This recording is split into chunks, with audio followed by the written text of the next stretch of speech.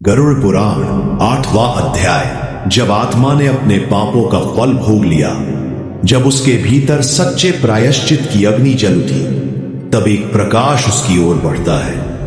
यह कोई साधारण प्रकाश नहीं होता, बल्कि वह दिव्य तेज होता है जो आत्मा को मोक्ष की ओर आमंत्रित करता है। गरुड़ पुराण कहता है, जिस आत्मा ने मृत्यु के बाद नरक का अंधकार देखा, वही प्रकाश की कीमत समझ पाती। इस अध्याय में आत्मा की सबसे पवित्र यात्रा शुरू होती है, मोक्ष की ओर। उसे अब उन मार्गों से गुजरना है जो न किसी साधारण आंखों से देखे जा सकते हैं, न किसी शब्द से पूरी तरह समझाए जा सकते हैं। यह वो क्षेत्र है जहां समय का कोई अस्तित्व नहीं, जहां केवल सत्य है और वही ईश्वर की उपस्थिति का अनुभव होता है। लेकिन मोक्ष पाना इतना सरल नहीं होता। अंतिम परीक्षा अभी भी बाकी होती है।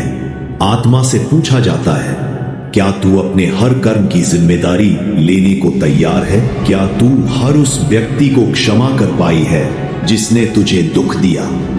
क्या तू स्वयं को क्षमा कर पाई है? यदि आत्मा इन सभी प्रश्नों के उत्तर पूर्ण सत्यता और निर्मलता से दे पाए, तभी वह मोक्ष के उस द्वार तक पहुंचती है जहां ना पुनर्जन्म होता है, ना पीड़ा।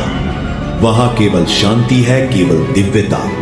गरुड़ पुराण चेतावनी देता है, जो जीवन में सच्चाई से मुंह मोड़ता है, जो केवल शरीर के सुखों में डूबा रहता है, वह मोक्ष का अधिकारी नहीं बन सकता।